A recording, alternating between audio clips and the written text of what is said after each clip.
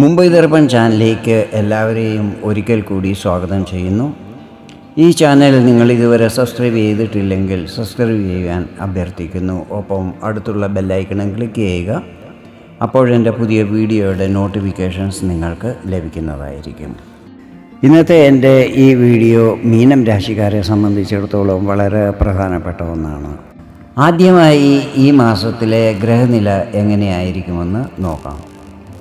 ചൊവ്വ മേടം രാശിയിലും ഗുരു ഇടവം രാശിയിലും സൂര്യനും ശുക്രനും മിഥുനം രാശിയിലും ബുധൻ കർക്കടകം രാശിയിലും കേതു കന്നി രാശിയിലും ശനി കുംഭം രാശിയിലും രാഹു മീനം രാശിയിലുമായിരിക്കും മാസാരംഭത്തിൽ നിൽക്കുന്നത്.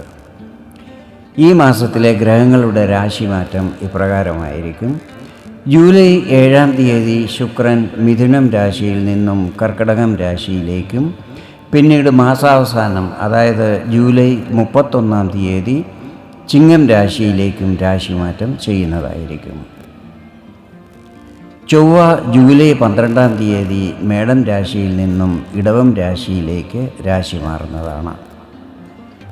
സൂര്യൻ ജൂലൈ 16-ാം തീയതി മിഥുനം രാശിയിൽ നിന്നും കർക്കടകത്തിലേക്കും ബുധൻ ജൂലൈ 19-ാം തീയതി കർക്കടകം രാശിയിൽ നിന്നും ചിങ്ങം രാശിയിലേക്കും രാശിമാറ്റം ചെയ്യുന്നതായിരിക്കും. മാസാരംഭത്തിൽ മേടം രാശിയിൽ നിൽക്കുന്ന ചന്ദ്രൻ ഓരോ 2.25 ദിവസം കഴിയുമ്പോൾ തൻ്റെ രാശി മാറിക്കൊണ്ടിരിക്കും. രാഹു ജൂലൈ 8-ാം തീയതി രേവതി നക്ഷത്രത്തിൽ നിന്നും ഉത്രട്ടാതി നക്ഷത്രത്തിലേക്ക് നക്ഷത്രമാറ്റം ചെയ്യുന്നതായിരിക്കും. ഉത്രട്ടാതി നക്ഷത്രത്തിൻ്റെ അധിപൻ ശനിയാണ്.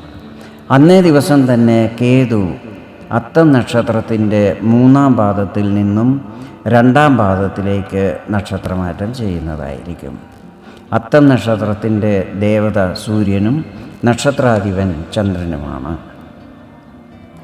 ഗ്രഹങ്ങളുടെ ഈ സ്ഥിതിയും രാശിമാറ്റങ്ങളും നക്ഷത്രമാറ്റങ്ങളും മറ്റും നിങ്ങൾക്ക് ഈ മാസം എന്തൊക്കെ ഫലങ്ങളായിരിക്കും നൽകുന്നത് എന്നതിനെക്കുറിച്ചാണ് ഇനിയും വിവരിക്കുവാൻ പോകുന്നത്.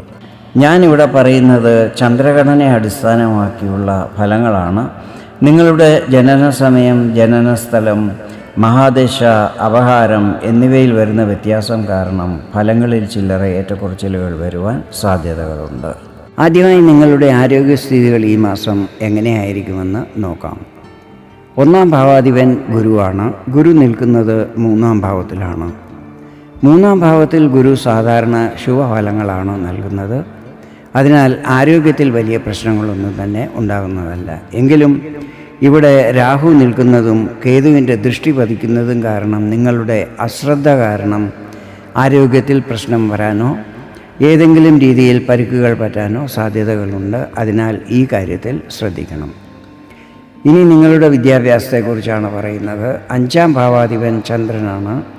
പൊതുവെ മീനം രാശിക്കാർ ഒരു ചഞ്ചല സ്വഭാവമുള്ളവരായിരിക്കും. എങ്കിലും മാസത്തിൻ്റെ ആദ്യ പകുതി വിദ്യാർത്ഥികൾക്ക് അനുകൂലമായിരിക്കും. പക്ഷേ ജൂലൈ 16-ാം തീയതി സൂര്യൻ ഇവിടെ പ്രവേശിക്കുന്നതും തൻ്റെ ശത്രുവായ ശനിയുമൊത്ത് ഷടാഷ്ടയോഗം നിർമ്മിക്കുമ്പോൾ നിങ്ങൾക്ക് പഠനത്തിൽ നിന്നും ശ്രദ്ധ വ്യതിചലിക്കാനോ പഠനത്തിൽ മറ്റു വിഘ്നങ്ങൾ വരാനോ സാധ്യതകളുണ്ട്. ഈ കാര്യത്തിൽ പ്രത്യേകം ശ്രദ്ധിക്കണം. ലവ് റിലേഷനിലുള്ളവരെക്കുറിച്ച് പറയുകയാണെങ്കിൽ ഈ മാസം നിങ്ങൾ തമ്മിൽ സംസാരിക്കുമ്പോഴും പെരുമാറുമ്പോഴും നിങ്ങളുടെ ഈഗോ ഇടയ്ക്ക് പ്രശ്നങ്ങൾ സൃഷ്ടിക്കുന്നതായിരിക്കും. കൂടാതെ 1-ാം ഭാവത്തിൽ രാഹു കേതുവിൻ്റെ പ്രഭാവവും ഉണ്ട്. അതിനാൽ ഈ മാസം എത്ര കൂളായിട്ടിരിക്കുന്നുവോ അത്രയും നല്ലതായിരിക്കും. ഇനി നിങ്ങളുടെ ദാമ്പത്യ ജീവിതത്തെക്കുറിച്ചാണ് പറയുന്നത്. 7-ാം ഭാവാധിപൻ ബുധനാണ്. ബുധൻ നിങ്ങളുടെ 5-ാം ഭാവത്തിലാണ് നിൽക്കുന്നത്. ഇവിടെ ബുധൻ തൻ്റെ മിത്രമായ ശനിയുമൊത്ത് ഷടാഷ്ടകയോഗം നിർമ്മിക്കുന്നുണ്ട്. ജൂലൈ 19-ാം തീയതി 6-ാം ഭാവത്തിൽ പ്രവേശിക്കുമ്പോൾ അവിടെയും ശനിയുമൊത്ത് സമസപ്തമയോഗം നിർമ്മിക്കുന്നുണ്ട്. പൊതുവെ പറയുകയാണെങ്കിൽ ദാമ്പത്യ ജീവിതം ഈ മാസം സുഖകരമായിരിക്കും. ഇനി നിങ്ങളുടെ ഭാഗ്യം, കരിയർ, ബിസിനസ് എന്നിവ എങ്ങനെയായിരിക്കുമെന്ന് നോക്കാം. ഭാഗ്യസ്ഥാനാധിപൻ ചൊവ്വയാണ്. ചൊവ്വ നിങ്ങളുടെ 2-ാം ഭാവത്തിലാണ് നിൽക്കുന്നത്. ചൊവ്വ സാധാരണ 2-ാം ഭാവത്തിൽ അധികം ശുഭഫലങ്ങൾ നൽകുന്നതല്ല. പക്ഷേ ഇത് ചൊവ്വയുടെ സ്വരാശിയാണ്. സ്വന്തം രാശിയിൽ നിൽക്കുന്ന മിക്കവാറും ഗ്രഹങ്ങൾ ശുഭഫലങ്ങളായിരിക്കും നൽകുന്നത്. ചൊവ്വ ജൂലൈ 12-ാം തീയതി 3-ാം ഭാവത്തിലേക്ക് രാശി മാറുന്നതായിരിക്കും. 3-ാം ഭാവത്തിൽ ചൊവ്വ ശുഭഫലങ്ങളാണ് നൽകുന്നത്. പൊതുവെ ഭാഗ്യസ്ഥിതികൾ ഈ മാസം നല്ലതായിരിക്കും. യാത്രകൾ ചെയ്യുന്നതും യാത്രയിൽ ശുഭഫലങ്ങൾ ലഭിക്കുന്നതുമായിരിക്കും. ധാർമ്മിക കാര്യങ്ങളിൽ പങ്കെടുക്കുന്നതും ദാനധർമ്മങ്ങൾ ചെയ്യുന്നതുമായിരിക്കും. ഇനി നിങ്ങളുടെ കരിയർ ഈ മാസം എങ്ങനെയായിരിക്കുമെന്ന് നോക്കാം. കർമ്മസ്ഥാനാധിപൻ ഗുരുവാണ്. ഗുരു നിൽക്കുന്നത് 3-ാം ഭാവത്തിലാണ്. കരിയറിൽ ഈ മാസം പ്രശ്നങ്ങൾ ഉണ്ടാകാൻ സാധ്യതകളൊന്നുമില്ല. എല്ലാം വളരെ സ്മൂത്തായി തന്നെ നടന്നു പോകുന്നതായിരിക്കും. മൾട്ടിനാഷണൽ കമ്പനികളിൽ ജോലി ചെയ്യുന്നവർക്ക് പല സാമ്പത്തിക നേട്ടങ്ങളും പ്രതീക്ഷിക്കാവുന്നതാണ്. പ്രത്യേകിച്ചും IT, computer, software, marketing, engineering ഫീൽഡിലുള്ളവർക്ക് പുതിയ ജോലിക്ക് ഓഫർ ലഭിക്കുവാനും സാധ്യതകളുണ്ട്. വ്യാപാരി വ്യവസായികൾക്ക് ഇത് വളരെ നല്ല സമയമായിരിക്കും. ബിസിനസ്സിൽ ലാഭസ്ഥിതികൾ വർദ്ധിക്കുന്നതും അത് സാമ്പത്തിക സ്ഥിതികൾ സുദൃഢമാക്കുവാൻ സഹായിക്കുന്നതുമായിരിക്കും. ഈ സമയത്ത് ഒന്നിലധികം സോഴ്സുകളിൽ കൂടി ഇൻകം ലഭിക്കുന്നതാണ്. പൈസ സേവ് ചെയ്യാൻ സാധിക്കുന്നതും നിക്ഷേപങ്ങളും മറ്റും ചെയ്യുന്നതും ആയിരിക്കും. ഇതാണ് മീനം രാശിക്കാരുടെ 2024 ജൂലൈ മാസത്തിലെ പൊതുമാസഫലങ്ങൾ.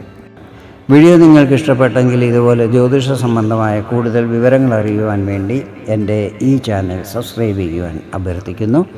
വീണ്ടും വേറൊരു വീഡിയോയിൽ കാണാം. അതുവരെ എല്ലാവർക്കും നന്ദി, നമസ്കാരം.